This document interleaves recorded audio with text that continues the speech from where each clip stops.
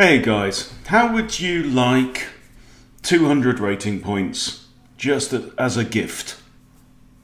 Right, I bet you would.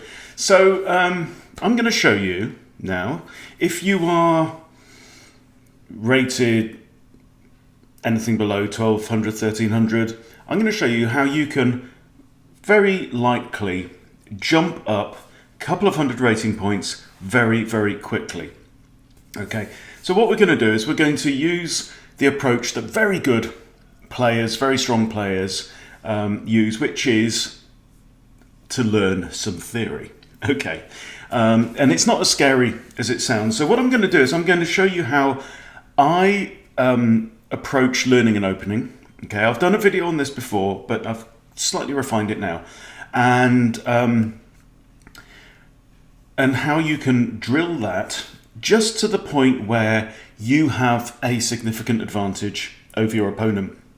So you don't have to learn 20 moves, right? As a grandmaster might do of book theory. But let me just show you. Let me just show you what we do. So I'm going to start by going to Learn and Explorer. Okay. So we're starting with. I'm going to show you, this is an opening as white, and it's a variation of the Danish Gambit that I haven't played before. So normally with the Danish Gambit, I do this, right? Let the pawn take, and then you bring out the bishop to c4, inviting black to capture another pawn, going 2 pawns down, but having these 2 very strong bishops. Okay, now, as I mentioned in my previous video, Levi Rosman of Gotham Chess, he advises this approach. Hang on. So instead of bringing the bishop straight out, capture with the knight. So you're developing a different piece. Okay. Now that is, I think, the more principled approach. So I'm going to call this the semi-Danish, right? So let me show you how I learn this. So we've started off, we're in the Chess.com Explorer, okay? And here I can see, and it's set to Master Games, right? Master Games, Knight C6 is the most common move. So I can just click on that and see Knight C6, okay. And then the most principled response by far is Knight to F3, okay. So here, what I've got alongside is my notes, and this is my own book that I am creating, and I'm figuring it out for myself. Well, I'm figuring it out using some tools.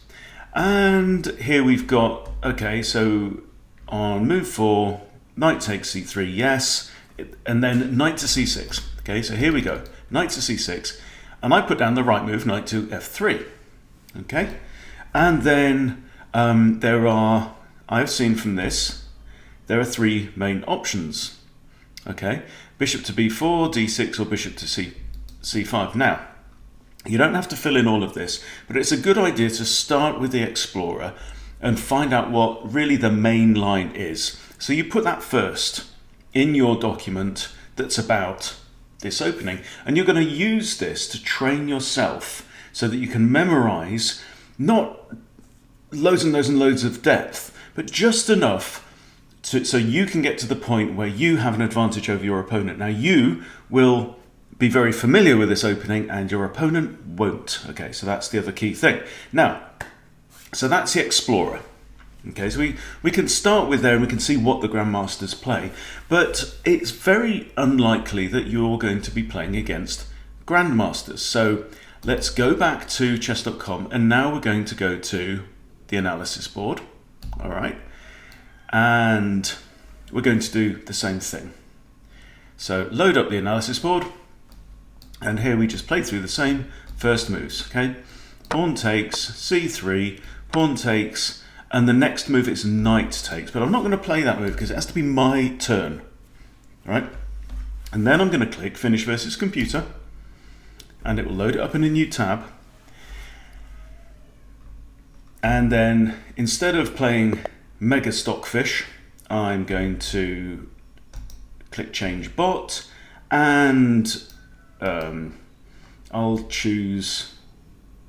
go up to, like here, I haven't done him yet, Wally, okay?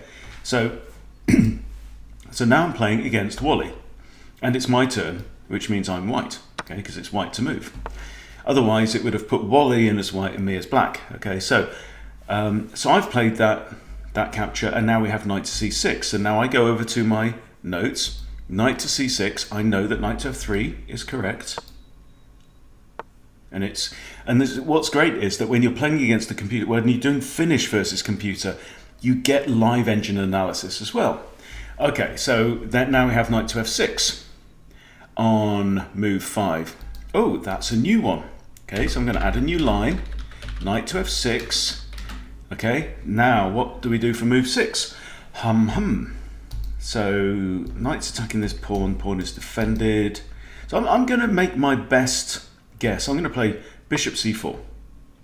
Okay, bishop c4 is best, so I type it in, bishop c4. In fact, in whatever your opponent does here, bishop c4 is the best move, you'll see, okay? And then black has played queen e7. So now we type in queen e7. Now what should move 7 be? And this is, probably enough. And it's saying right now that it's equal. Okay, so we've got two attackers now on this pawn here. It's defended once, but I'm thinking castling may work. Yeah, okay, castling is best. And castling puts you 1.2 points in front. So I go O-O, and then, you could carry on from there, but 7 is probably good, and I'm already up, right? I'm already up over 1 pawn, so I might now just put a smiley face and say, that's fine. We should be, at least have an advantage from this point. Okay, so that queen move apparently isn't good because now it's really favouring white. And what would I do here? I might drop my queen there, for example. We'll see. Okay, mistake. All right, really? So queen e2. Okay, queen e2. Okay, and you can take your moves back to your heart's content, and figure this out and build up your book. Now, when you've got as far as you need to with this particular bot, you click back on your opponent's last move that leads up to the thing that we're studying, okay, which in this case is pawn takes c3. And then I click change bot, and then I choose the next one. So we're going to go to Julia, okay, and it's the same deal. Knight takes pawn. What's Julia going to do? Knight c6. Okay, I know it's knight f3. And as I drill this, it's all going in. Here's a novelty. Okay, so on move 5, okay, what about knight e7? Well, knight e7, eh? I very strongly suspect bishop c4. It says bishop c4 is best. Marvellous. Bishop c4. So this is great now, right? So I now know pretty much whatever my opponent does on move 5, bishop c4. Easy to remember, right? So I'm up to now move 6 for me, and I know exactly what I'm doing, and my opponent is very likely out of their depth. So that's all you really need to know about the process for setting this stuff up. The next question then would be, okay, well, how many of these things should you practice? So if you want this unfair advantage over your opposition online, then what I would recommend is to pick openings for white and black where you can take the initiative as early as possible. So that's why I would say for white, if you start e4, you'll need a response to e5. And that's why I like the Danish, or the center game here, right? Because there are only so many responses, and your opponent very likely is not prepared for this. So that's what I'm favouring at the moment for white if they play e5. Now, they may not play e5, okay? They may play, I need to go back to the analysis, okay? So they may, let's click back. Now what if they play the Sicilian? That's the next most common. Right? And you can actually check this out. Okay, so let me just pull up the Explorer again and show you Learn Explorer.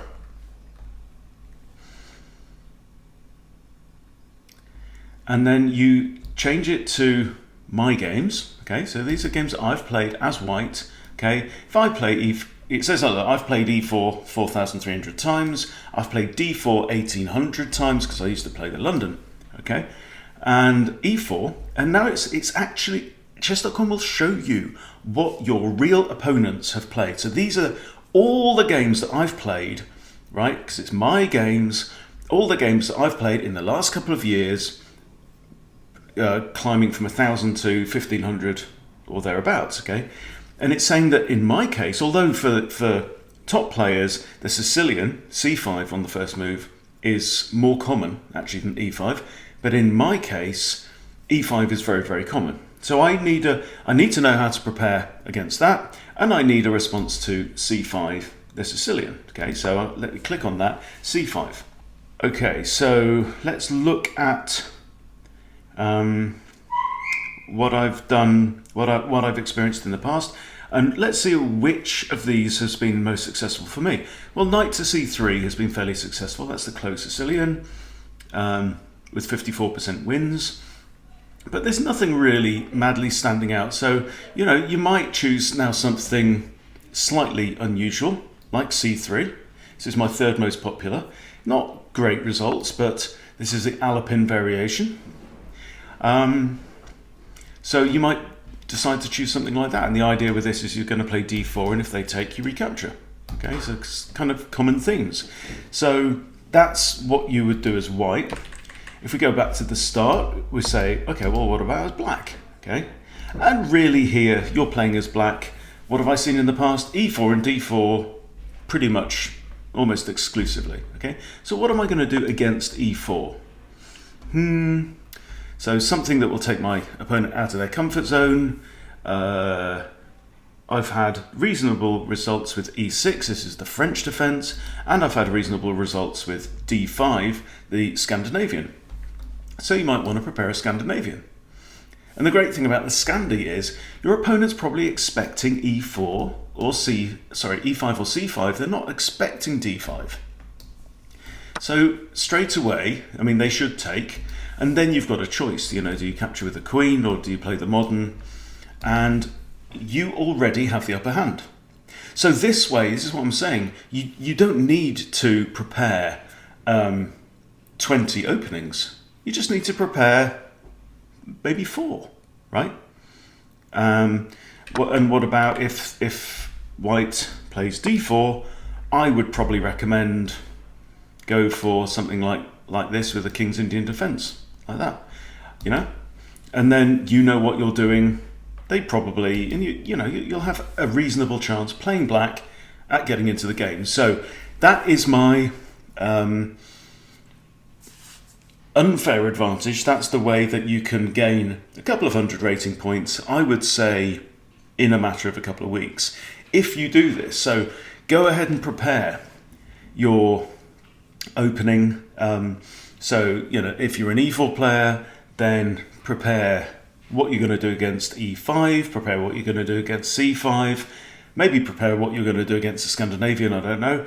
And as black, again, just pick the most common variations, right?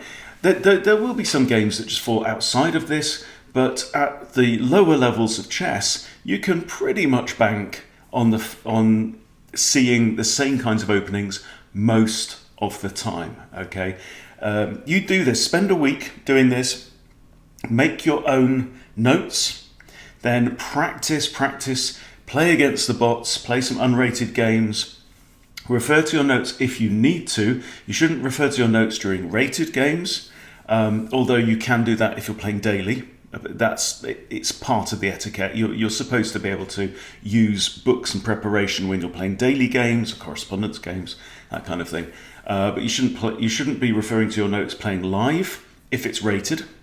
Okay, and then once you are pretty sure that you've got this stuff stored away in there, then go out there, use it, take people down. Yeah, and you will, I promise you, you will have an advantage over your opponents. You'll win more games and your rating's going to go up. There you go.